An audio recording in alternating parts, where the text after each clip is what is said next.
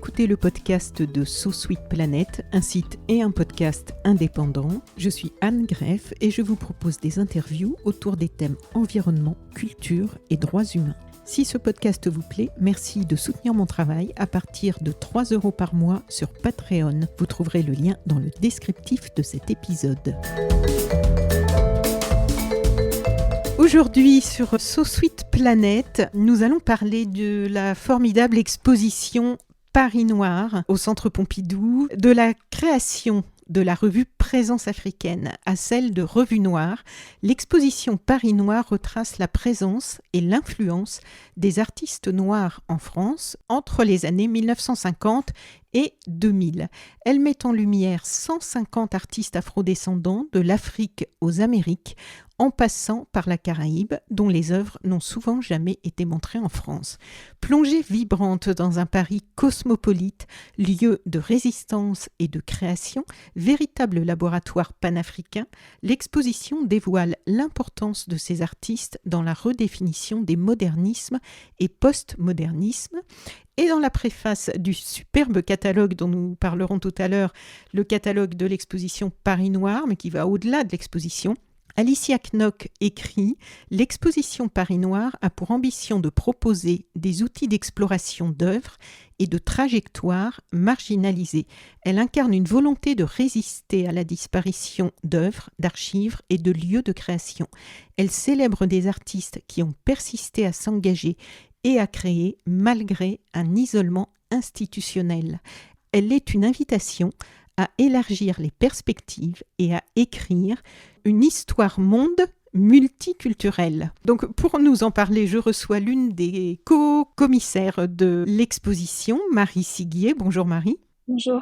Est-ce que tu sais, toi, comment est née l'idée de cette exposition ? Oui, alors le projet de cette exposition, il s'inscrit vraiment dans un travail patrimonial qui a été débuté il y a près de 10 ans au sein du service de la création contemporaine et prospective au Musée national d'art moderne, notamment depuis qu'Alicia Knock, qui est aujourd'hui chef du service, a intégré l'équipe. Donc elle a fait un immense travail de terrain. D'abord un travail qui passait par des acquisitions, mais aussi par des expositions. Donc, par exemple, en 2019, il y a eu Ernest Mancoba. En 2021, un projet de service aussi, Global Résistance, avec uniquement des acquisitions récentes, avec pour ambition aussi de décoloniser le musée. Donc il y a vraiment ce projet patrimonial qui s'inscrit sur la durée, puisque l'ambition, c'était vraiment d'inscrire ce moment postcolonial et de repenser aussi l'histoire de l'art de la seconde moitié du XXe siècle en élaborant aussi de nouveaux récits et en mettant en place de nouvelles méthodologies de travail. Donc c'est un travail qui est actif, qui a été mené ensuite au sein du service. Donc c'est un projet qui est porté par un commissariat collectif d'Alicia Knock, qui en assure le commissariat général, avec Eva Barois de Careven, qui est conservatrice au sein du service, et 3 attachés de conservation, Aurélien Bernard, Laure Chauvelot et moi-même. C'est un travail qui a été mené sur le terrain aussi, donc avec notamment des bourses de recherche, notamment par exemple Alicia qui a eu une bourse de recherche de la Villa Albertine qui lui a permis aussi de travailler sur des archives. On a tous travaillé vraiment sur des archives, sur des fonds d'atelier, essayer de retrouver la trace aussi des ayants droit, des familles, donc un travail vraiment de terrain aussi.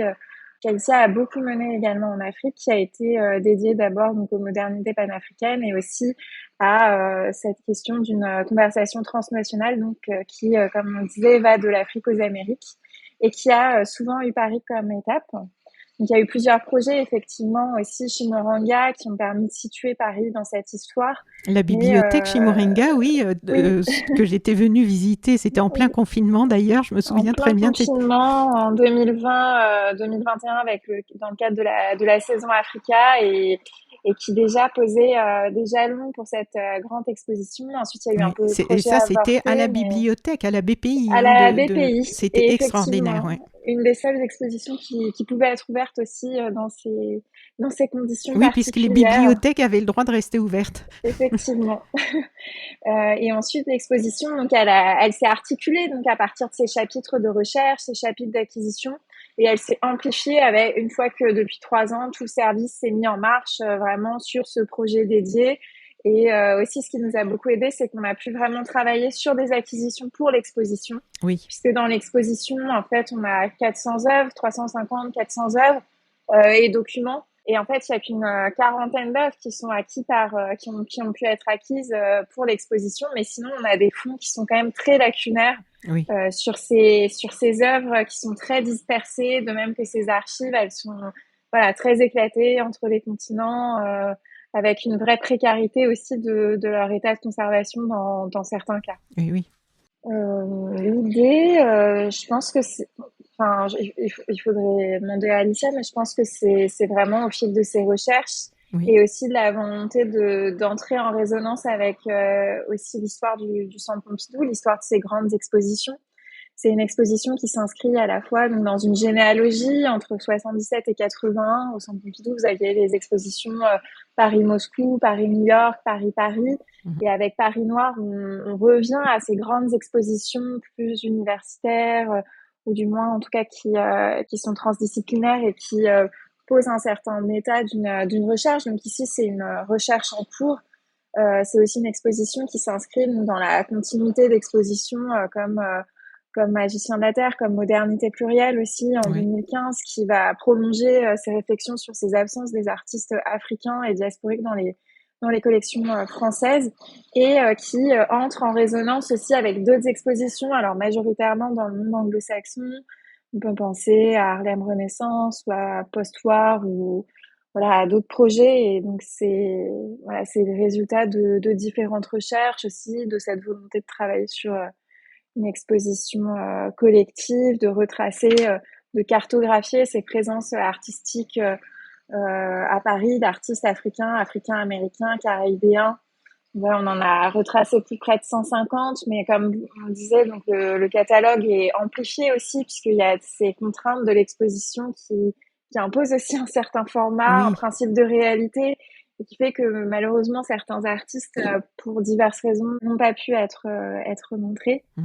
Mais voilà, l'idée, c'est aussi de jeter des jalons aussi, de les poser et de proposer des pistes de recherche à d'autres chercheurs, d'autres commissaires, Ben oui, d'autres on va en reparler universitaires. aussi. Oui. Dans la vidéo, la vidéo qui est très bien faite d'ailleurs sur le site du Centre Pompidou, qui s'intitule Visite de l'exposition Paris Noir avec Alicia Nock et Eva Barois de Caevel, qui sont les deux commissaires qui nous ont fait la visite pour la presse, toutes deux très passionnées d'ailleurs. Et c'était vraiment intéressant. Et Alicia Nock dit dans cette vidéo, donc je vais mettre le lien dans le texte qui accompagnera le podcast, elle dit « Cette exposition est là pour reprendre l'histoire de l'art, la corriger. » Comment est-ce qu'un pari aussi audacieux et inédit, en tout cas en France, passe-t-il du désir à la réalité, à la concrétisation? Parce que quand on parle de reprendre l'histoire de l'art et la corriger, on imagine que ça doit susciter aussi des réactions, des oppositions, tout un tas de difficultés à dépasser. Effectivement, c'est une exposition déjà qui est attendue et aussi parce qu'elle arrive assez tard en France où les départements de Black Studies et notamment leur interaction avec les enseignements en histoire de l'art est vraiment très tardive Oui. par rapport à voilà au monde anglo-saxon et Et donc très on prend cette critiqué. histoire très très tard et c'est Oui. très effectivement très critiqué. Mm. Mais en même temps, c'est une vraie nécessité aussi et une attente pour de nombreux publics. Je pense qu'aussi elle a appliqué cette expression de corriger en parlant de ces modernités qui parfois n'ont pas été forcément bien comprises, notamment de ces artistes qui s'approprient des langages modernes lorsqu'ils viennent se former et expérimenter à Paris, mais ils sont une appropriation de la modernité qui est vraiment très critique, voilà, qui est consciente, critique, assumée, mais qui va aussi voilà corriger et apporter d'autres regards informés par leur expérience aussi. Mm. Et il me semble que c'était aussi dans ce sens qu'elle l'utilisait, mais en tout cas, l'ambition de l'exposition, c'est effectivement de proposer une histoire de l'art qui soit moins occidentalo-centrée, qui permette aussi de réinscrire des figures qui ont été largement invisibilisées pendant plusieurs décennies et de repenser aussi notre manière de faire ces récits d'histoire de l'art et donc voilà, c'est une proposition qui est effectivement toujours aussi à l'état de recherche, puisque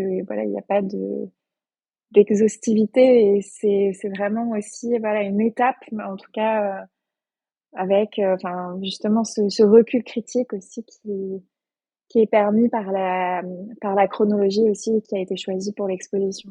Oui, et puis on le découvre au travers de l'expo et du catalogue, ce travail considérable pour justement reprendre l'histoire et la corriger. Alors on voit dans toutes les personnes qui sont mentionnées, je crois on voit sur le site du Centre Pompidou, mais aussi dans le catalogue, toutes les personnes qui ont participé de près ou de loin à la préparation de cette exposition. C'est énorme. C'est aussi une exposition qui s'inscrit dans une histoire ici qui est compliquée, qui est en mouvement, pour la réécrire, cette histoire, avec tout ce que ça suscite d'opposition malheureusement. Et ce que je trouve vraiment aussi intéressant, c'est qu'on sent, donc il faut retrouver et retracer cette partie de l'histoire de l'art qui a été occultée, invisibilisée dans notre histoire de l'art occidental, et puis aussi retracer et retrouver les œuvres, tu le disais, malgré quelquefois leur disparition ou leur éparpillement à travers plusieurs continents.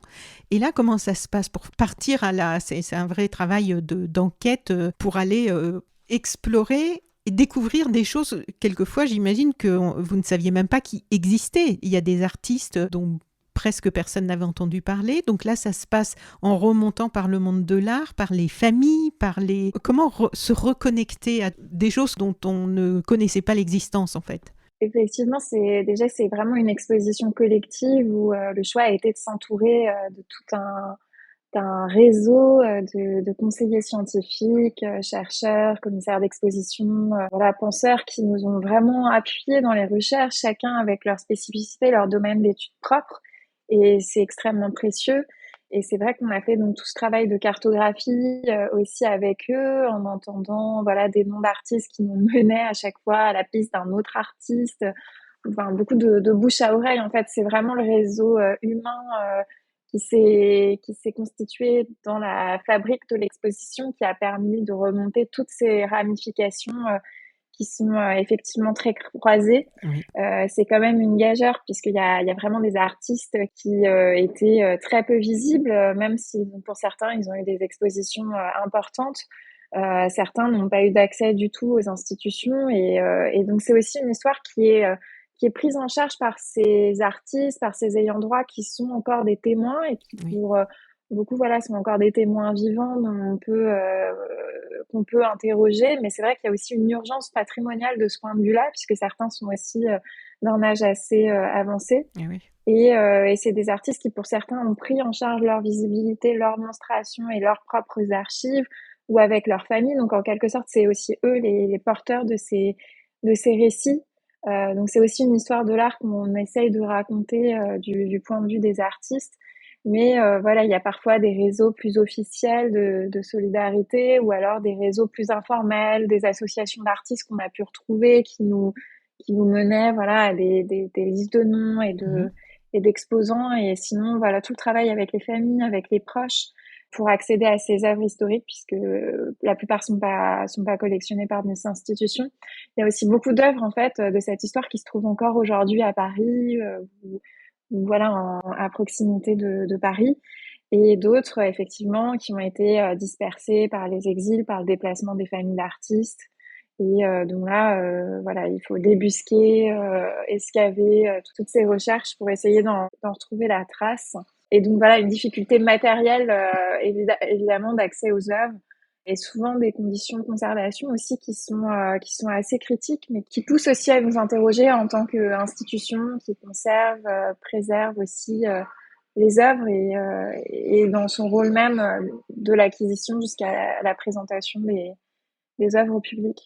Oui, alors toi, tu es commissaire associé de l'exposition Paris Noir et justement attaché de conservation au sein du département création contemporaine et prospective. Je me disais, c'est quand même incroyable que autant d'artistes aient pu être occultés de notre histoire de l'art, peu présents, peu mentionnés. Et du coup, j'imagine, quand tu parles de la conservation et des difficultés, soit à retrouver, soit à remettre en état certaines œuvres parce qu'elles n'étaient pas en fait reconnues à leur juste valeur, j'imagine, on peut dire. Et à partir de là, ce travail, est-ce que ça permet à des artistes qui étaient invisibilisés, qui étaient complètement hors histoire de l'art, alors ils y ont leur place, est-ce que ça leur permet, moi je ne sais pas trop comment ça fonctionne, je ne suis pas dans le monde de l'art comme vous, est-ce que ça permet que des cotes montent, que comment dire, le soin apporté, est-ce qu'on peut parler de réparation aussi dans ce cadre-là, du coup, de réparation, parce que ces œuvres ont autant de place dans l'histoire de l'art, elles méritent autant de place que d'autres qui sont bien installés, bien assis et qui ont eu la chance d'avoir justement des cotes qui ont monté, des moyens de conservation qui sont allés avec la valeur financière qui était les leurs. Est-ce qu'une exposition comme celle-ci peut amener une sorte de réparation et faire que, en termes de soins des œuvres, en termes de soins tout court, de ce monde, de ces personnes, de leur art, et en termes de finances, est-ce que cette expo peut faire bouger tout ça ? Ce qui est certain, c'est que nous, dans l'accompagnement d'un artiste ou des œuvres ou d'un prêteur, on va essayer d'accorder exactement le même traitement à un artiste qui soit plus isolé dans sa démarche, travaillant dans son atelier avec des moyens limités Oui, oui. qu'à une galerie importante qui va nous prêter des œuvres. On va prendre le même soin et le même... Enfin voilà, on va avoir un véritable accompagnement des œuvres qui, dans les deux cas, sera personnalisé au type d'œuvre. Mais en tout cas, voilà, on va vraiment trouver des solutions concrètes pour présenter les œuvres avec la même intensité, la même présence dans l'exposition. Et c'est aussi ce qui permet des effets de découverte qui parfois sont assez saisissants d'œuvres qui avaient jamais été montrées et que nous, on a vu dans des contextes parfois très éloignés du White Cube de l'exposition ou d'un contexte muséal précis. Ce qu'on propose aux artistes, effectivement, qui pour beaucoup n'ont pas forcément accès à des restaurateurs, accès à des professionnels pour les conseiller justement sur les méthodes de conservation, c'est ce suivi personnalisé avec, on va les accompagner du moment où on va venir chercher leur œuvre, l'emballer jusqu'au moment où on va peut-être proposer des restaurations et on les implique en fait dans tout le processus. Donc, voilà, en ayant toujours essayé d'avoir ce rapport de confiance chez les artistes qui parfois, comme ils ont été éloignés de l'institution, ont aussi une certaine méfiance et ça c'est important aussi. Mmh.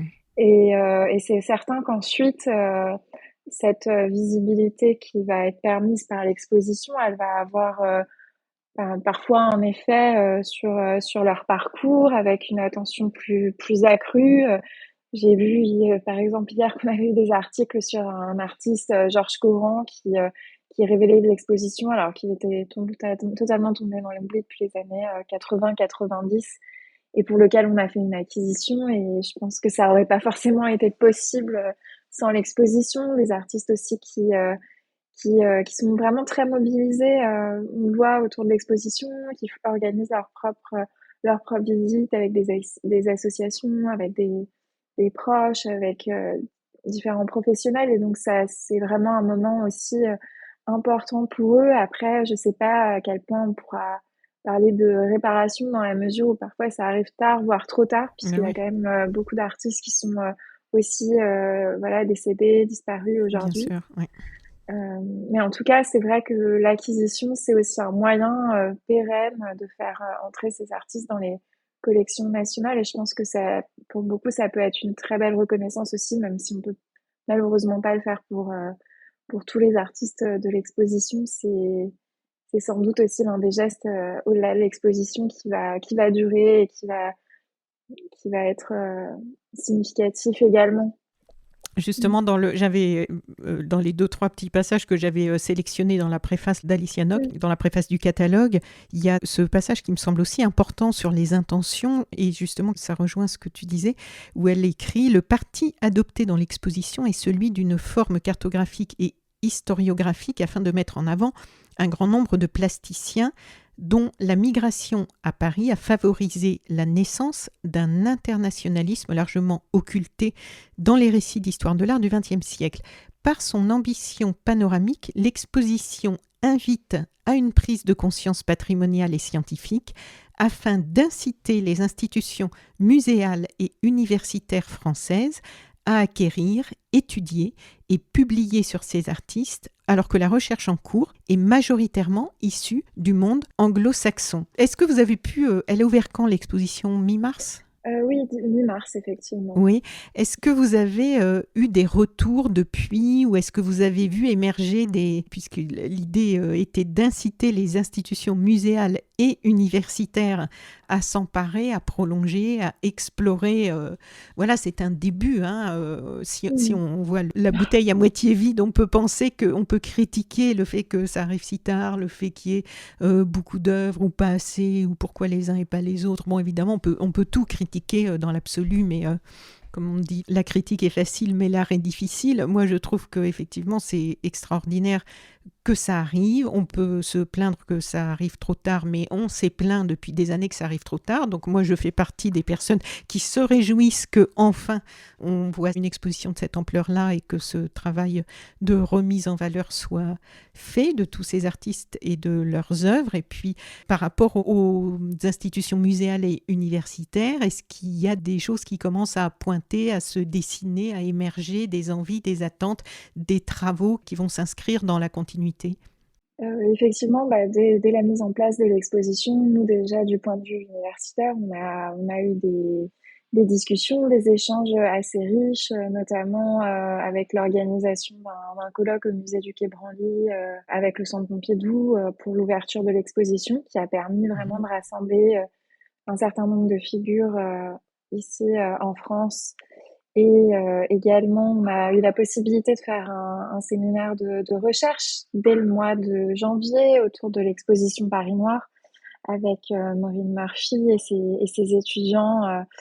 On a aussi le HESS qui nous proposera une journée d'études à la fin de l'exposition, donc avec des temps à chaque fois assez marqués, mais on voit effectivement voilà, vraiment des ramifications et notamment avec tous les échos Paris Noir, donc ces événements satellites qui sont dans différents lieux institutionnels, galeries, cinéma, écoles comme l'École nationale des beaux-arts. On a vraiment une programmation. C'est Paris Noir hors les murs, donc. Voilà, oui. Hors les murs et on voit qu'il y a une réponse et un enthousiasme très fort de tous ces lieux qui ont répondu et proposé des événements dans des temps quand même assez records. Et d'un point de vue institutionnel, on voit aussi, je pense que les choses bougent. Après, c'est des choses c'est des mécanismes qui se mettent sur un temps long et on peut pas forcément attribuer ce mérite à Paris Noir, mais effectivement, il y a de plus en plus d'expositions et de croisements possibles. Et l'exposition, il y a énormément de chapitres, de sous-chapitres qui pourraient donner lieu à des monographies, à des expositions plus resserrées sur certaines thématiques. Oui.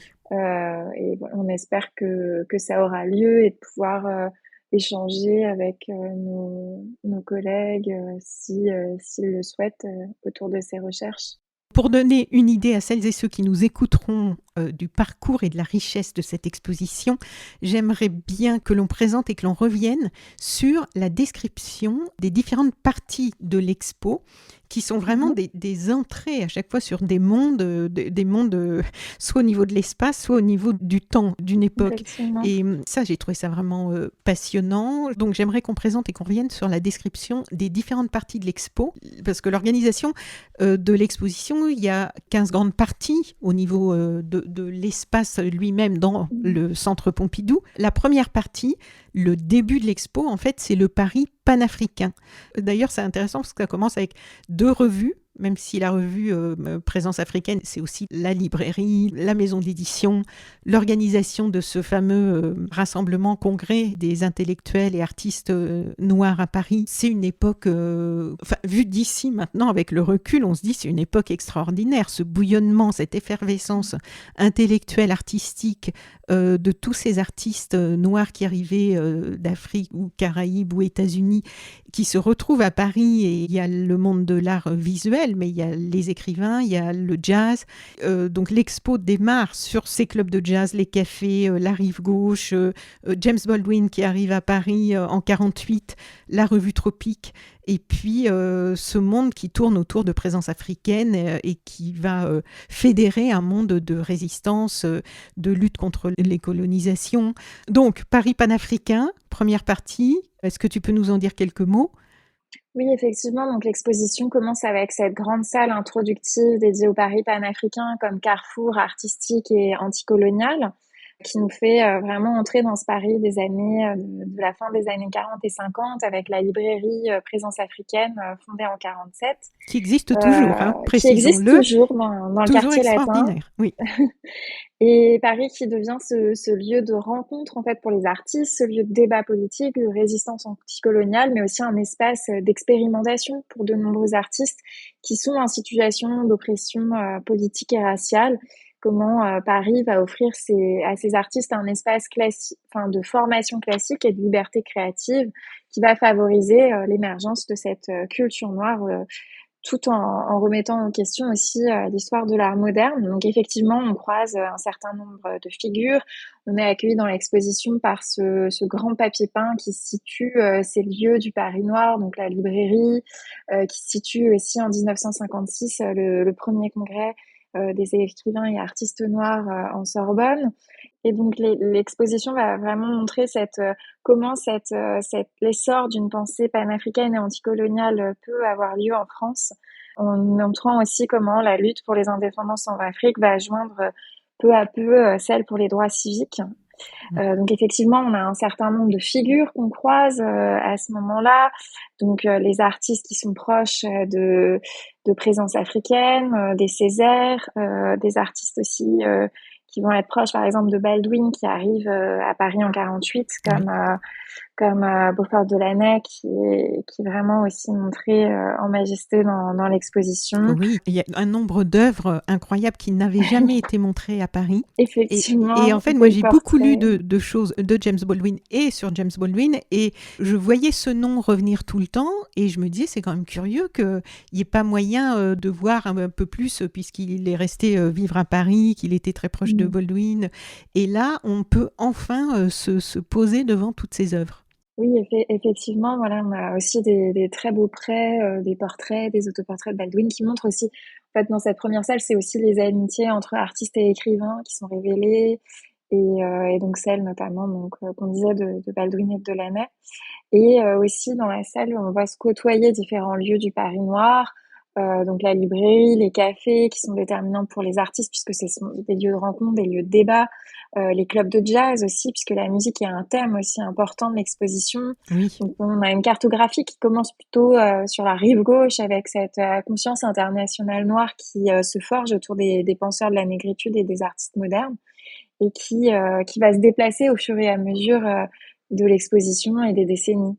Alors donc la partie de Édouard Glissant, avec cet espace donc inscrit dans un disque conçu comme une matrice et qui réinterprète le motif de l'Atlantique noir, avec ce fameux concept qui a fait date du tout monde d'Édouard Glissant. Paris encourage en effet des rencontres interculturelles et une poétique de la relation. Édouard Glissant, on le retrouve un peu quand même tout au long de l'expo, de près ou de loin. Effectivement. En fait, on a ce disque central, cette matrice que le visiteur va traverser 3 fois dans l'exposition et qui va évoquer chronologiquement le travail de Glissant, sa production intellectuelle, mais aussi ses rapports, ses échanges, ses compagnonnages avec les artistes, notamment donc dans les 2 premiers passages, et le troisième est dédié à une installation d'une artiste, Valérie John. Donc on a donc ces différents moments qui permettent de voir ce disque à la fois comme une métaphore de la Caraïbe et du tout le monde, de la relation, de l'espace Caraïbe comme espace de traduction culturelle continue, que l'on peut aussi conceptuellement appliquer à l'idée même de Paris, qui pendant des décennies importantes, pendant ces décennies d'un point de vue politique et intellectuel, permettre aux artistes de se rencontrer, de débattre et d'échanger. Donc on a ce premier moment de glissant plutôt dans les années 50, 60 et aussi ses liens avec l'artiste Agustín Cardenas, puisque c'était voilà un artiste qui a beaucoup fréquenté Glissant et qui exposait à la galerie du Dragon, qui n'existe plus aujourd'hui, mais qui par leur lien d'amitié était aussi un lieu important de cette histoire.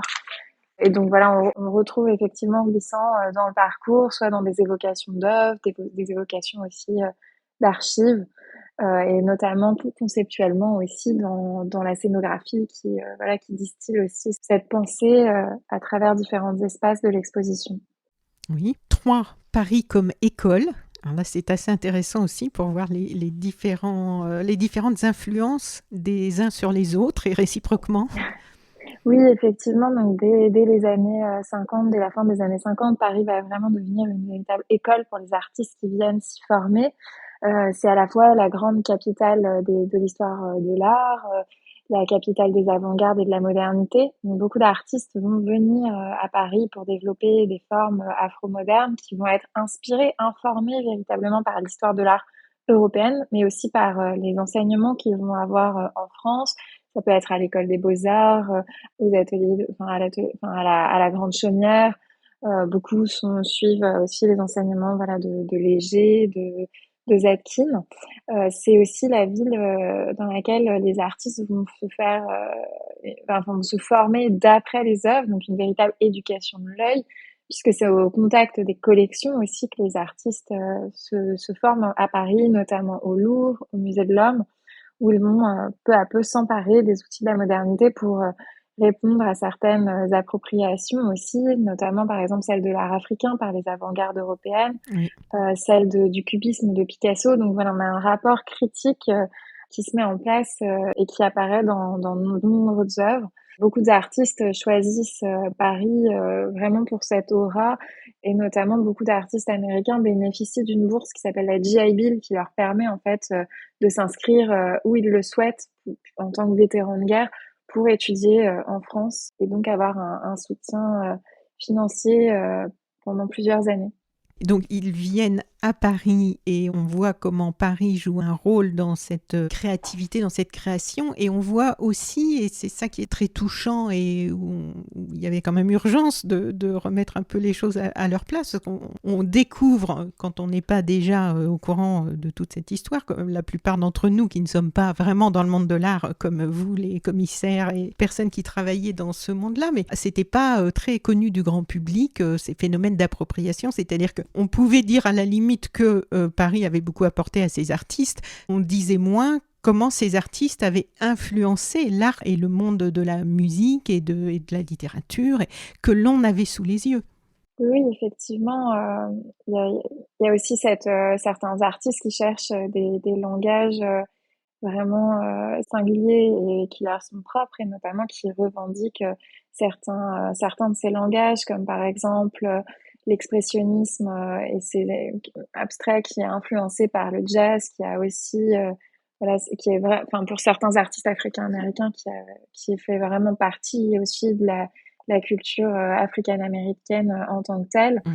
Et donc voilà, on a plusieurs exemples comme ça dans l'exposition qui sont assez pertinents, effectivement. Oui. La 4e partie, surréalisme au pluriel, afro-atlantique. Peut-être on peut dire en quelques mots pour celles et ceux qui nous écoutent, qu'est-ce qu'on entend par surréalisme au pluriel afro-atlantique ? Oui, c'est une salle qui propose une autre compréhension, une compréhension élargie peut-être du surréalisme, puisque dès la fin des années 40, l'artiste Wilfredo Lam rentre de Cuba, d'Haïti, de la République dominicaine et de Martinique, et il va développer ce qu'on va appeler un surréalisme afro-atlantique qui va être vraiment le fruit de ces échanges entre l'Afrique et les Amériques, et qui va développer d'autres iconographies, voilà, qui vont croiser, par exemple, des symboles afro-cubains. Il va aussi être très influencé par Césaire et sa lecture du discours sur le colonialisme, et il va penser à un surréalisme qui va être transformateur en tant qu'outil politique et poétique, et va avoir une influence sur de nombreux artistes qu'on découvre dans l'exposition. Oui. Cinquième partie, le saut dans l'abstraction. Alors là, c'est assez riche aussi, et où on revient justement, tu l'évoquais, sur les procédés du jazz, comme le collage, l'improvisation et le dialogue direct avec la danse, je cite, hein, conduisant à des abstractions gestuelles. Et j'ai bien aimé aussi ce passage avec cette phrase citée justement de James Baldwin, où la lumière a le pouvoir d'illuminer, de réconcilier et de guérir. Cette réinvention de l'abstraction vient corriger certaines généalogies esthétiques, comme celle de l'expressionnisme abstrait, mouvement américain directement issu de la culture atlantique du jazz. Oui, effectivement, déjà, ces quelques passages en disent beaucoup sur les diverses tendances de l'abstraction qui sont présentées dans l'exposition, puisque dès la fin des années 50-60, plusieurs artistes, notamment américains, vont contribuer aux différentes tendances internationales de l'abstraction à Paris. À la fois en quête d'un langage universel, ils vont exposer aussi dans différents lieux. Et il va y avoir différentes tendances qui vont se dégager, un certain expressionnisme, un expressionnisme abstrait aussi, des abstractions plus fluides et organiques. D'autres artistes qui vont explorer également le travail de l'acier soudé, du métal, qui sous l'influence d'artistes présents à Paris comme Julio González, qui va vraiment influencer par exemple Richard Hunt ou Harold Cousins, et aussi des abstractions plus constructives, avec une attention à la perspective et à la composition de l'espace pictural, comme chez la haïtienne Lusturnier. Donc voilà, on a différentes tendances qui se croisent aussi avec l'art informel, avec des abstractions qui sont plus inspirées par la lumière, la rencontre des artistes aussi avec les vitraux des cathédrales, avec l'impressionnisme. Et donc nous on a qualifié, enfin c'est une proposition, certaines de ces abstractions comme celle de Delaunay justement avec ce jaune qui réconcilie Oui. et qui guérit, Oui. l'abstraction post-impressionniste. On a aussi par exemple le cas d'Ed Clark qui va travailler avec son big sweep, donc à son grand balayage avec des grands aplats expressionnistes qui sont aussi influencés par l'impressionnisme, puisqu'en fait, pendant un an, il travaille dans l'atelier de John Mitchell à Véteuil où vécut Monet. Donc voilà, on a toutes ces tendances aussi qui se croisent et qui sont des reformulations assez conscientes et aussi informées du point de vue de l'histoire de l'art, de l'abstraction lors de leur passage en France. Sixième partie, Paris-Dakar-Lagos. Oui, donc Paris-Dakar-Lagos, c'est une partie qui est vraiment dédiée à ce moment des expositions coloniales qui ont encore lieu à Paris, au moment où d'autres foyers artistiques émergent. Donc en fait, dans l'exposition, il y a ces allers-retours entre Paris et d'autres villes qui vont s'imposer comme des foyers artistiques très importants. Oui. Notamment à partir des années 60, les indépendances ont lieu sur le continent africain et prennent la forme d'union panafricaine entre plusieurs pays d'Afrique et qui va rayonner aussi par la culture. Beaucoup d'artistes qui se sont rencontrés à Paris vont se retrouver à Dakar, à Lagos, au Nigeria, enfin, et également dans d'autres villes. Et en fait, on a vraiment ce glissement avec donc 56, le congrès des artistes et écrivains noirs à Paris, et 10 ans plus tard, Sangor qui organise le Festival mondial des arts nègres à Dakar et qui lance l'école des arts de Dakar. Donc on a vraiment un focus aussi sur Dakar et sur ce moment important, et également sur Lagos qui aura son festival en 77, et également Alger en 69 qui fait l'objet d'un développement aussi dans l'exposition. Cette solidarité au pluriel révolutionnaire, donc c'est très dense aussi, évidemment c'est très dense aussi parce que les liens avec l'histoire, là on a la marche pour les droits civiques organisée en 63 par James Baldwin, mai 68 qui suit les événements contestataires de mai 67 en Guadeloupe, je me réfère au texte, s'accompagne des prises de parole contre les oppressions du tiers-monde, et puis on y parle aussi dans cette partie de la revue tricontinentale. 69 9, tu en parlais, le Festival panafricain d'Alger, qui rassemble artistes, intellectuels, musiciens et militants. Il y a toute cette effervescence, et puis le free jazz aussi, évidemment, avec Ted Jones et Archie Shepp, qui vit toujours en France, je crois, hein, d'ailleurs. Effectivement, oui, Oui. près de Paris. Et puis Aimé Césaire, Kateb Yassine, enfin oui, c'est très riche. Là, la partie solidarité révolutionnaire, elle se distingue en quoi? Parce qu'en fait, on peut retrouver finalement les solidarités révolutionnaires un peu dans chaque partie. Non, effectivement, mais on arrive quand même dans ce moment en fait où Paris devient, dans les années 60, un véritable carrefour révolutionnaire d'intersection des luttes. Et c'est vraiment cette intersectionnalité aussi qui est portée dans ce deuxième grand temps de l'exposition qui inclut effectivement tous ces sous-chapitres historiques qui s'adossent à ces luttes et à ces événements, donc qui vont nous conduire naturellement des droits civiques vers mai 68, qui en fait se font l'écho des événements et des émeutes indépendantistes de mai 67 en Guadeloupe, qui sont aussi reflétés dans l'exposition, et aussi ces mouvements de solidarité autour de l'Algérie, puisque un certain nombre d'artistes, et notamment par exemple l'écrivain Baldwin, va vraiment prendre conscience aussi de la condition algérienne en Oui. France, et donc le mythe d'une France aveugle à la couleur de peau Du qui plomb dans était l'aile. encore voilà présent dans certains imaginaires, va vraiment s'effriter et céder la place à l'image d'une nation encore très coloniale. Donc voilà, c'est vraiment ces moments politiques et de fédération aussi, de certains réseaux militants qui sont cartographiés dans l'exposition et qu'on retrouve. Par exemple, Malcolm X qui entre dans Présence africaine alors qu'il vient donner une conférence à la Mutualité avec des membres des Black Panthers, Angela Davis, enfin voilà, et ces croisements aussi. Et donc voilà, cette cartographie de réseaux militants à travers ces différents espaces qui font vraiment le cœur aussi de cette partie très dense de l'exposition. Oui, alors 8, jazz, free jazz. On va peut-être pas s'y arrêter parce qu'on en a déjà... Oui, c'est vraiment sur le jazz comme langage militant, l'idée d'improvisation et un hommage aussi d'artistes à certaines figures comme Myriam Makeba ou Louis Armstrong. Mais effectivement, c'est une petite section plus resserrée. Oui. Alors 9, retour vers l'Afrique, le grand mythe du retour vers l'Afrique, qui apparaît aussi dans les parcours de pas mal de ces artistes.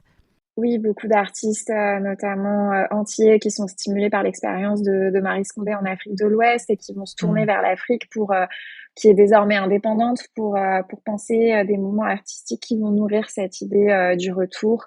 Et donc voilà, on a plusieurs exemples avec l'école Négro-Caraïbe qui naît dans les années 70 à Abidjan, depuis Fort-de-France, puis à Paris et Nice, qui va permettre aussi des interactions entre voilà des artistes martiniquais et ivoiriens avec plus tard le mouvement Vohou, et qui se prolonge à Paris dans l'atelier de Jacques Yankel.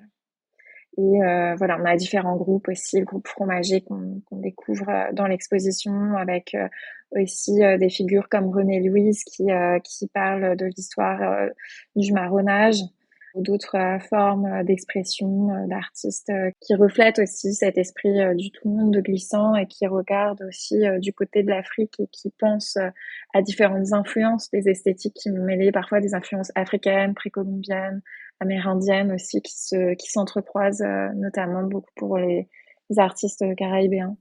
Alors la partie 10, c'est le tout monde d'Édouard Glissant.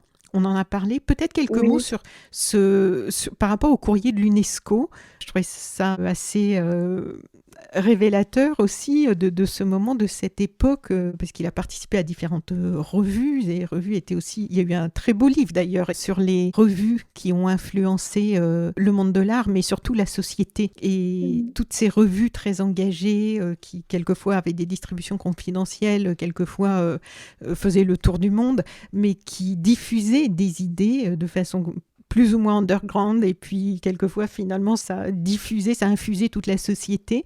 Et là il est noté, par rapport au courrier de l'UNESCO et à Glissant, il en fait un laboratoire d'émancipation des Suds à la suite de sa revue pionnière Acoma. Il y met en avant une communauté du tout monde travaillant à Paris la mémoire de plusieurs continents et de multiples histoires. Oui, effectivement, on est vraiment dans ce moment de glissant lorsqu'il commence, enfin, il partage sa vie entre Paris et Fort-de-France. Et donc, dès 82, il devient secrétaire général de l'UNESCO à Paris et va développer une pensée transatlantique et transafricaine et penser justement la place de la Caraïbe par rapport aux Amériques. C'est quelque chose qu'ils pensent déjà dans Acoma, mais vraiment les courriers de l'UNESCO, ça va prolonger cette pensée et s'imposer voilà comme ce laboratoire pour penser l'émancipation des Suds au sens large. Et c'est aussi, on est vraiment juste avant le moment où il va publier aussi sa thèse, donc le discours antillais, une étude qui est socio-historique sur la Martinique et sur l'oralité également. Donc on est vraiment dans ce moment important de la vie de Glissant, dans ce deuxième passage dans la matrice. Alors la partie 11, nouvelles abstractions. Et donc là, dans les années 80, une nouvelle génération d'artistes femmes africaines américaines. Alors les femmes, c'est sûr qu'on aurait pu souhaiter en voir un peu plus représentées, mais elles sont quand même représentées, si on veut voir le bon côté des choses, et notamment par rapport au rôle des sœurs Nardal dans le mouvement de la négritude, puisque ces dernières années, ça a été beaucoup souligné, des voix se sont élevées pour faire reconnaître un peu plus la place qu'elles avaient eue dans ce mouvement et peut-être à l'origine même de ce grand mouvement. Effectivement, on a eu tout un effort sur la place des artistes femmes dans l'exposition, mais force est de constater aussi que à la fin des années 50, très peu ont les moyens de venir et il n'y a ni bourse ni moyen d'étudier pour beaucoup d'entre elles à Paris. Donc on regrette l'absence de Lois Mellow-Jones, qui est par ailleurs présente dans le catalogue, qu'on aurait beaucoup aimé présenter. Après, elles sont présentes dès le début du parcours, quand ça a été possible. On découvre Laïtienne Lusturnier, on découvre le travail de Younous Sey, on découvre Maëlys Puzet qui vient à Paris par ses propres moyens en 68. Et c'est vrai que dans les années 80, le climat est un peu plus favorable et donc on a des artistes aussi comme Mildred Thompson, quoiqu'elle voyage seule aussi et par ses propres moyens en France après une décennie aussi en Allemagne, ou Mary Lovelace O'Neill, mais on est vraiment plus tard. Elle bénéficie d'une bourse en 90. 94 de la Cité internationale des arts, qui va aussi être un relais, un espace pour favoriser ces venues. Karim Wims, enfin voilà, d'autres artistes, Ming Smith, mais effectivement c'est plus tardif. Mais d'ailleurs, je crois que sur la photo, cette célèbre photo là du congrès de 56 où ils sont tous assis, et je crois qu'il n'y a que la femme d'Alioune Diop. Il me semble qu'il n'y a que des hommes sur cette photo. Oui, c'est très masculin comme portrait de groupe. Mais elle est là, assise au milieu. Puis l'exposition fait ce travail puisque même demain on a l'organisation d'un événement sur les féminismes noirs. Il y a eu de nombreuses recherches, mais après on peut pas non plus réinventer l'histoire et on a essayé de cartographier un maximum de présence possible, mais voilà, il y a aussi un équilibre et un reflet d'une réalité et dont on prend conscience et qui est assez effectivement, enfin voilà, c'est un bilan assez contrasté. Nous retrouvons Marie Siguier pour cette rencontre autour de l'exposition Paris Noir, circulations artistiques et lutte anticoloniale 1950-2000 que vous pouvez voir au Centre Pompidou jusqu'au 30 juin. On reprend donc aujourd'hui cette interview avec Marie et on reprend là où nous nous sommes arrêtés hier, c'est-à-dire dans la 12e partie intitulée « Affirmation au pluriel de soi ». Qu'est-ce qu'il est entendu par ce titre, Marie ? Alors on se situe vraiment dans la décennie qui va commencer à partir des années 70 où les désirs et les gestes d'émancipation vont aussi véritablement se heurter à des formes d'invisibilisation, de racisme, aussi au moment des grandes manifestations antiracistes et anti-apartheid. Donc on a des formes artistiques directes qu'on a qualifiées d'affirmation de soi qui vont se déployer dans les œuvres. Chez plusieurs artistes, par exemple Henri Guédon, un artiste martiniquais qui va dénoncer dans ses peintures certains crimes racistes, comme dans une de ses œuvres, donc où il montre une femme face à ses bourreaux du Ku Klux Klan. On a aussi des affirmations à travers les corps noirs en action, comme chez les footballeurs, également chez Guédon, ou dans La nuit du boxeur d'une artiste, Jane Chanel, qui sont présentées. Et on a aussi d'autres figures, notamment féminines. Donc on entre dans cet espace où on voit donc la chanteuse Grace Jones qui se produit pour l'inauguration du Palace. En chantant La vie en rose d'Edith Piaf, et qu'on retrouve dans la photographie de cette mannequin et photographe américaine Ming Smith, donc, qui était très proche de Grace Jones, et qui elle va s'auto-performer aussi en Josephine Baker. Voilà, on a aussi différentes œuvres qui marquent les temps forts aussi des années 80, donc les marches pour l'égalité et contre le racisme, avec les répressions aussi policières qui apparaissent chez certains photographes. On voit aussi des manifestations assez spectaculaires comme celles qui ont eu lieu, notamment jusque devant le centre Pompidou et sa piazza qui est devenue aussi une forme de place publique de contestation. Là, il y a eu des marches jusqu'en 86 aussi, après les lois Pasqua, en 93. Enfin, voilà, c'est des décennies qui sont marquées aussi par ces marches et ces mouvements. Et effectivement, le centre Pompidou, qui à plusieurs reprises a été vraiment en première... Enfin, voilà, a eu ce rôle de forum aussi. Donc après cette section sur après cette section sur les affirmations de soi, en fait, on repénètre pour la dernière fois dans la matrice qui là a été dédiée à une commande d'artistes, puisqu'il y a 4 commandes artistiques qui rythment le parcours. Et donc la première à Valérie Jones qui investit cette matrice avec un espace qui évoque la mer, immense cercueil, métaphore aussi de Paris comme espace de relation quotidienne où se croisent ceux qui partagent cette expérience aussi de l'arrachement à un territoire. Et c'est un espace qu'elle a vraiment baigné d'indigo et qui montre aussi ses circulations à elle en tant qu'artiste martiniquaise, ayant beaucoup circulé entre Paris, Dakar. On retrouve aussi des pans de sa bibliothèque personnelle, de ses vinyles aussi, parce qu'elle montre que ces mondes noirs ont aussi circulé par la musique, et donc on a cet espace assez onirique et avec des objets aussi de son quotidien en fait qui montrent ces circulations culturelles, musicales, historiques. Est-ce qu'on peut passer à la partie rites et mémoires de l'esclavage ? Tout à fait, donc toujours dans les années 80, il y a des artistes qui vont aussi développer des iconographies engagées autour de l'histoire de l'esclavage, notamment aussi à partir de l'histoire du marronnage dérivé de l'expérience des esclaves marrons, en fait, qui sont les esclaves fugitifs historiques de résistance. Et donc on retrouve cette figure chez plusieurs artistes de l'exposition, notamment chez par exemple le dominicain José Castillo, chez certains cinéastes, et aussi donc cette histoire de l'esclavage qui est aussi présente dans des œuvres comme celle de Robert Radford sur l'île de Gorée. Enfin, voilà, on a des formes de relecture. Et donc Paris qui va aussi être dans ces années à la fois un point d'ancrage historique de cette histoire culturelle, mais aussi un lieu de retrouvailles pour tous ces artistes, pour les diasporas, depuis lequel en fait ils vont aussi avoir, voilà, avec les décennies qui se sont passées, la possibilité de formuler des relectures critiques et d'interroger aussi le modèle français, universaliste. Universel, oui, ouais. Le fameux universalisme donc, oui, très centré. Oui, très centré, et donc aussi avec... au fur et à mesure que les années passent, il y a différentes manifestations qui s'organisent, et notamment le bicentenaire de la Révolution française en 89 qui va donner lieu à d'autres manifestations et à différents épisodes qui vont aussi être des moments pour rappeler ces épisodes de résistance anticoloniale, mais aussi par exemple la Révolution haïtienne. Il y a eu des expositions, donc 89 déjà dans l'histoire du Centre Pompidou, c'est aussi l'année de Magiciens de la Terre. Et non loin se produit une autre exposition qui s'appelle Révolution sous les tropiques au musée d'art d'Afrique et d'Océanie, à laquelle vont participer différents artistes. Donc dans l'exposition, c'est incarné avec une œuvre de l'artiste sénégalais Fodé Camara.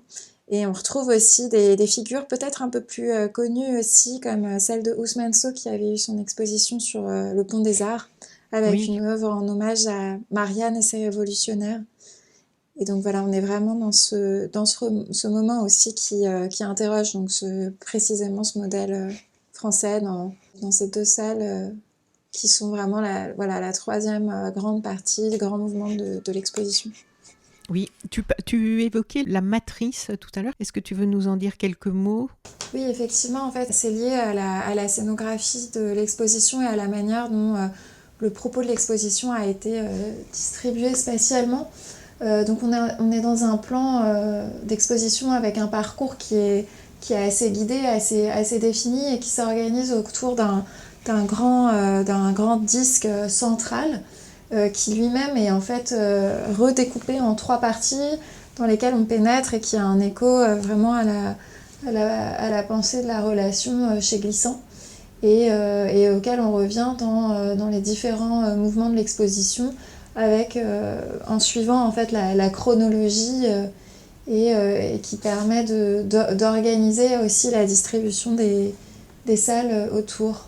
Ensuite, l'avant-dernière partie, qui elle est intitulée Syncrétisme au pluriel, syncrétisme parisien. Je te laisse en parler un petit peu et puis moi, il y a quelque chose que j'aimerais pointer. D'accord.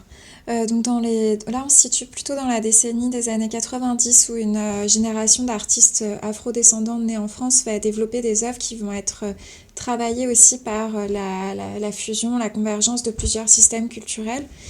On est aussi au moment de la démocratisation des formes artistiques, l'émergence de l'art urbain, notamment du graffiti dans la capitale. Et il y a beaucoup d'artistes aussi qui sont influencés par certaines figures, notamment celle de Jean-Michel Basquiat, qui est vraiment une figure emblématique qui va inspirer profondément cette scène. Notamment donc, voilà, dans l'exposition, on a une grande œuvre de Ouattara Watts qu'il rencontre à Paris en 87. Et donc voilà, il y a plusieurs exemples aussi d'œuvres, d'artistes qui travaillent dans cette mouvance dans ces années-là. Oui. Donc ensuite, ah oui, alors ce que je voulais souligner dans la partie syncrétisme parisien, où, pour reprendre le texte de la salle, il est dit justement « Une dimension spirituelle se dégage de leurs œuvres qui mettent en scène des mondes intermédiaires peuplés de figures mythologiques ». Cette dimension spirituelle, cette dimension de ces mondes intermédiaires qui est tellement présente dans ces œuvres, dans ces univers et dans la vie de ces artistes, je trouve que c'est intéressant ce que vous avez fait parce qu'on peut prendre conscience justement que nous, dans nos œuvres, dans nos productions artistiques, c'est quand même quasiment inexistant. Je ne dis pas que ça ne l'est pas, parce qu'il y a quand même heureusement des personnes ouvertes à ça, mais on se dit que oui, ce n'est pas très présent. Est-ce que ce n'est pas chez nous assumé, ou je pense plutôt que ça a aussi pas mal disparu des radars dans notre rapport à la vie et au monde. Donc cette partie-là, elle est assez intéressante aussi, je trouve, par rapport au lieu dans lequel cette exposition est placée. Oui, effectivement, c'est vrai que dans le corpus de cette section, on a plusieurs œuvres qui sont de l'ordre plus de l'intime, de monde intermédiaire, qui font appel à différentes dimensions spirituelles qui en émanent.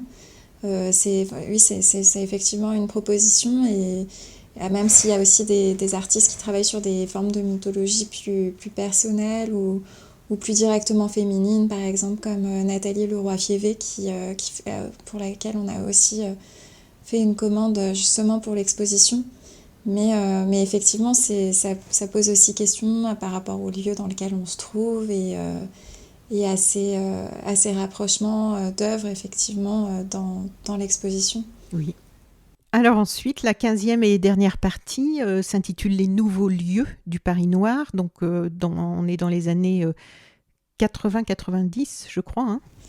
Oui, effectivement, enfin plutôt 90, effectivement. Et donc on voit au fur et à mesure de l'exposition que cette cartographie et ces lieux du Paris noir évoluent. Et donc avec ces nouveaux lieux, on est toujours dans ce mouvement qui suit cette démocratisation des formes plastiques, de leur ouverture aussi à la rue, à la musique, notamment à la musique africaine qui est en plein essor, au monde de la mode. Donc une interdisciplinarité très forte avec des porosités aussi entre certains de ces mondes. On constate aussi dans ces années qu'il y a aussi un appauvrissement du soutien institutionnel et donc on voit les artistes qui continuent de s'organiser en réseau, en association, qui pour certains vont devenir des sortes d'ambassadeurs culturels, comme par exemple l'américain Raymond Sanders, qui est un artiste qu'on découvre dans l'exposition et qui, dès les années en 94, organise au Sénat en fait, une conférence sur les arts visuels et les artistes américains et l'Europe, où beaucoup d'artistes qui sont passés par Paris font le choix de venir pour cet événement et de voilà, d'échanger autour de ces questions. Et donc voilà, un artiste qui lui-même a aussi endossé le rôle de commissaire, puisqu'il a organisé plusieurs expositions qui s'appelaient Paris Connection à San Francisco sur les liens entre les artistes caribéens et Paris, un deuxième volet sur les artistes africains et américains et Paris. Et donc voilà, on voit aussi comment cette histoire, elle s'écrit aussi à partir des artistes en fait eux-mêmes qui travaillent sur leur propre visibilité et aussi des lieux alternatifs, des collectifs qui émergent. Par exemple l'association Wilfredo Lam, le Monde de l'Art, des espaces aussi comme les squats artistiques, donc comme l'hôpital éphémère ou les frigos, où certains artistes ont encore leurs ateliers qui malgré tout sont des espaces qui sont des foyers de création pluridisciplinaires mais qui sont encore aujourd'hui assez menacés. Et puis voilà, on a aussi d'autres lieux comme la galerie Black New Arcs, Afrique en création et l'émergence de la Revue Noire en 91 qui va aussi être vraiment un moment important aussi pour la question de la visibilité des artistes afrodescendants et notamment en France. Donc voilà, l'exposition cartographie ces espaces et puis le catalogue aussi. Voilà, il y a tout un focus justement sur ces lieux dont on peut aussi redécouvrir l'histoire donc dans ce contexte. Et Revue Noire, parce qu'en fait, au milieu des années 90, moi j'ai animé une émission de radio sur une petite radio locale, la plus vieille de Paris, et j'avais reçu ceux qui étaient à l'origine, qui avaient créé Revue Noire. J'en ai toujours 3 exemplaires chez moi d'ailleurs. Ah oui. J'ai pris conscience à l'occasion de cette exposition que ça devenait des trésors. Oui, c'est des archives vraiment aujourd'hui importantes. Donc, c'est une revue qui est fondée par Jean-Loup Pivin, Simon Djamy et Pascal Martin-Saint-Lyon avec Bruno Tillette en 91. Et donc, en fait, c'est un trimestriel qui est publié à la fois en français et en anglais, Oui. qui a une forte diffusion. Et aussi, ils ont organisé un certain nombre d'événements et des expositions et vraiment soutenu aussi bien des artistes plus émergents donc avec un aspect aussi intergénérationnel. Et donc dans l'exposition, on montre un certain nombre d'œuvres qui sont rattachées aussi à l'histoire de cette revue qui clôt l'exposition. Oui. On commence avec Présence africaine, vraiment emblématique, et Revue Noire également, qui encadre comme ça le projet. Alors, cette exposition, elle a une scénographie, j'ai trouvé ça vraiment très beau et très touchant. Et là, ce qui est présenté, je trouve que ça a aussi le mérite de pouvoir toucher tout le monde. Donc justement, on parlait d'universalisme, ça montre bien qu'on a des dénominateurs communs de sensibilité. Et c'est important, je pense, par les temps qui courent, de le rappeler, d'en prendre conscience et d'aller le réaliser par soi-même. Donc cette scénographie, est-ce que tu peux nous en dire quelques mots, à qui on la doit, comment elle a été pensée ? Donc, on a travaillé avec des scénographes donc, du Centre Pompidou, notamment la scénographe de l'exposition Laurence Fontaine, en essayant vraiment de partager en fait tout le projet curatorial pour trouver une forme qui soit la plus à même de refléter à la fois conceptuellement. Donc c'est plutôt vraiment un dialogue en fait entre l'équipe curatoriale et la scénographe. Là, il y a une scénographie aussi qui s'adapte donc à une liste d'œuvres qui, il faut quand même le remarquer, est assez dense et également assez pluridisciplinaire avec la volonté d'espace assez immersif aussi, notamment par les vidéos d'archives qu'on découvre dans l'exposition, les extraits de films, puisqu'on voulait pas exclure le cinéma qui mériterait aussi certainement un projet d'ampleur, mais qui le cinéma, la danse, qui grâce aux extraits, une exposition plus vivante, incarnée. On a aussi la parole des artistes, ce qui était important on voulait vraiment refléter aussi cette parole, donc avec des extraits, des écrans où on peut, si on a le temps, s'attarder, écouter les propos d'artistes, d'intellectuels de l'exposition, mettre véritablement un visage. Le choix aussi de faire des grandes compositions graphiques qui permettent de situer certains lieux, certaines figures.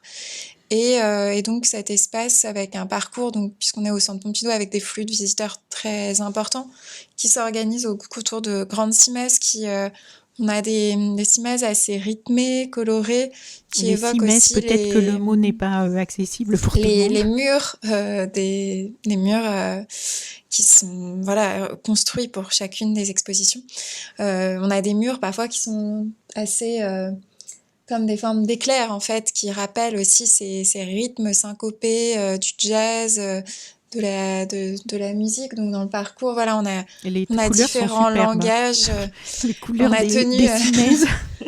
Oui, alors c'est une exposition effectivement où il y a une grande part, un choix aussi qui a été de pas être dans un white cube, mais plutôt dans quelque chose de beaucoup plus coloré, avec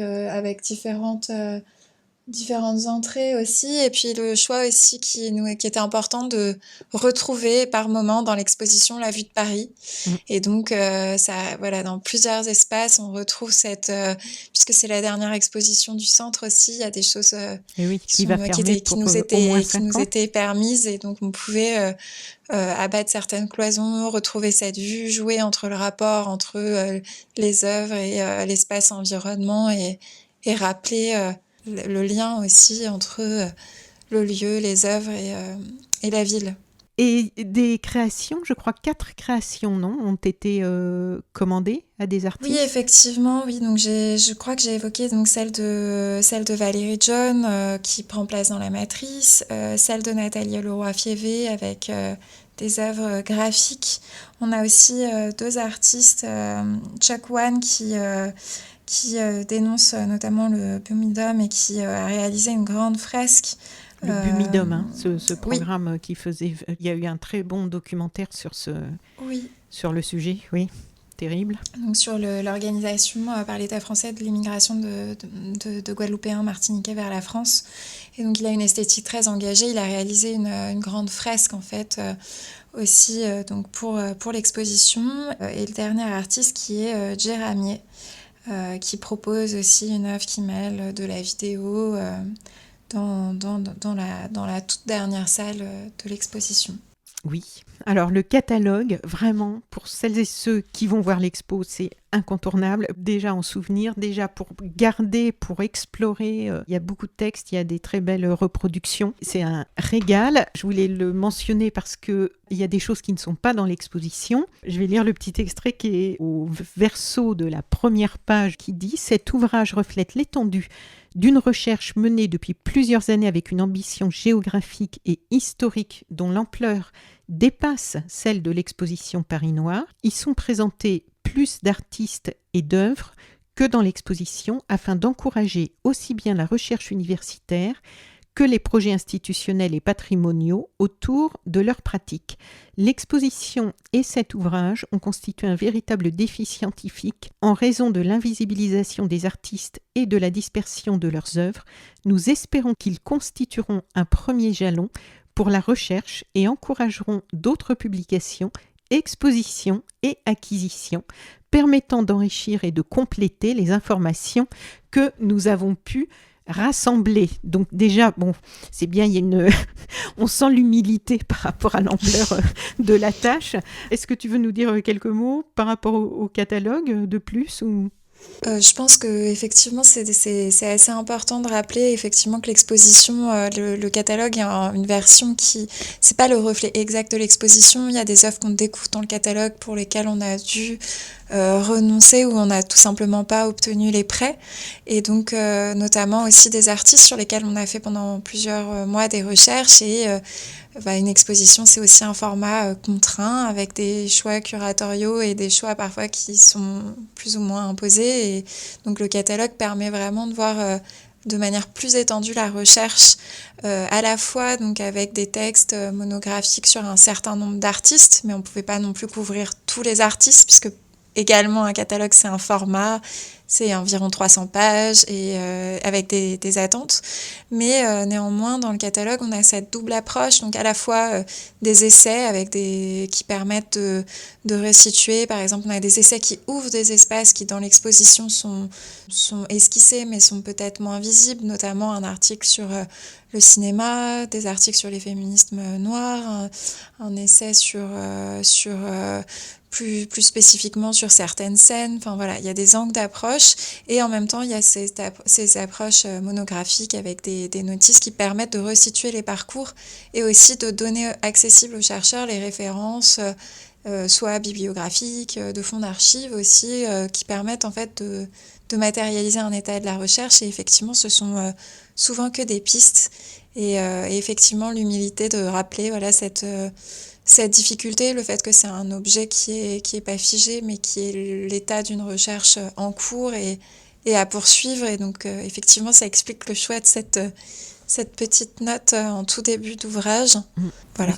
Il est vraiment magnifique. Alors, je vais mettre le lien dans le descriptif du podcast pour les personnes qui souhaiteraient l'acquérir, comme je vais mettre le lien aussi vers la page du Centre Pompidou pour celles et ceux qui voudraient réserver leur place, parce que j'en profite pour le dire, il est vivement conseillé de réserver, de ne pas arriver comme ça. Si vous voulez être sûr de pouvoir en profiter avant le 30 juin, date où ça fermera, et puis ensuite Beaubourg, enfin tout le Centre Pompidou va fermer pendant plusieurs années pour travaux.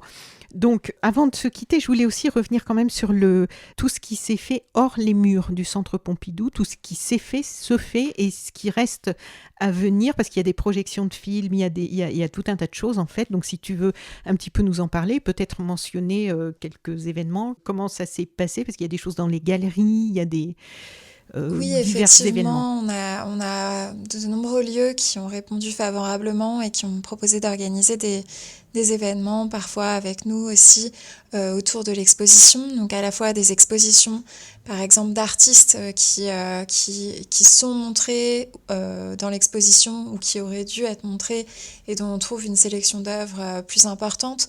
Par exemple, jusqu'au 17 mai, on pouvait découvrir le travail de William Melvin Kelly, à la galerie Clémentine de la Ferronnière, qui est un photographe américain qu'on n'a malheureusement pas pu montrer dans l'exposition, mais qui lui a consacré une petite exposition avec également des photographies du photographe Georges Alette, différents lieux, par exemple la galerie Le Long qui dédie une exposition jusqu'au 11 juillet à l'artiste Alison Sarr, donc la fille de Betty Sarr, qui s'était elle-même rendue justement à Paris dans le cadre de cette journée au Sénat de Raymond Sanders. Roland Dorselli, dont on pouvait découvrir des œuvres dans l'exposition, mais aussi à la galerie Love & Co. La galerie Mitterrand, qui avait organisé aussi tout un événement autour des œuvres du sculpteur Agustín Cárdenas. Donc un certain nombre d'événements aussi. Par exemple, même jusqu'en fin juillet, il y aura une exposition aussi de Steve McQueen à la galerie Marianne Goodman. Beaucoup de lieux qui ont participé, et aussi donc près d'une vingtaine de galeries. Et ensuite, on a eu des événements plus ponctuels, par exemple avec des lieux comme des tables rondes à la Cité des Arts, à la Fondation Pernod Ricard. On a aussi organisé une journée avec le Columbia Global Center à Paris, en hommage avec une carte blanche en fait à Roberto Melli, avec différents intervenants.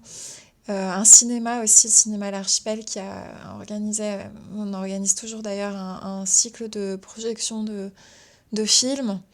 Et on a travaillé aussi avec la Mansa à des soirées aussi, dont une s'est tenue à la Bellevilloise. On en aura une aussi prochainement. Et avec lesquelles on a pu travailler aussi à des playlists de l'exposition. Ah, très bien. Qu'on et comment on retrouve peut notamment sur Spotify. Sous quel nom alors ? Je crois que c'est... donc il y a sûrement celle les liens, je vais les mettre. Et également... Comment ? Excuse-moi, j'ai pas entendu. De la Mansa, MANSA. Et il y a aussi le Centre Pompidou qui a diffusé ses playlists sur son compte Spotify. Et donc on retrouve aussi tout ce pan musical, l'exposition, il y a une présence de la musique et des artistes, mais on a aussi tout ce travail qui a pu être fait. Et après, il y a différents lieux, effectivement, on a aussi des événements qui se tiennent au centre, des projections de films aussi, Sarah Maldoror, c'était au centre, et puis on a effectivement la rétrospective Sarah Maldoror qui était au centre. On a aussi 4 soirées organisées avec le département de la culture et création notamment donc, une qui se tient ce soir sur les féminismes noirs. Donc voilà, des cycles aussi de paroles avec des invités qui permettent d'approfondir certains axes de l'exposition. D'accord. Donc ça, c'est sous le titre Écho, au pluriel, Paris Noir, les échos de l'exposition Paris Noir. On retrouve Écho Paris Noir, en fait, c'est une sorte de petit label qu'on a pu mettre et partager à ces lieux. Et on retrouve la programmation avec les ressources sur la page du site du Centre Pompidou. Ça s'appelle Écho à Paris Noir, programmation à Paris et en Île-de-France.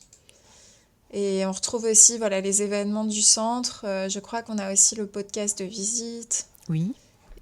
La vidéo que je vais mettre aussi sur le site sosuiteplanet.com, là, sur la page du podcast et de l'expo, je vais mettre le lien vers il y a une vidéo de 10 minutes, une visite de l'exposition par Eva Barois de Caïvel et Alicia Enoch. Et donc, cette petite vidéo-là de 10 minutes, elle est très bien faite, je trouve. Ça donne vraiment envie parce on voit un petit peu tout ce dont on a parlé.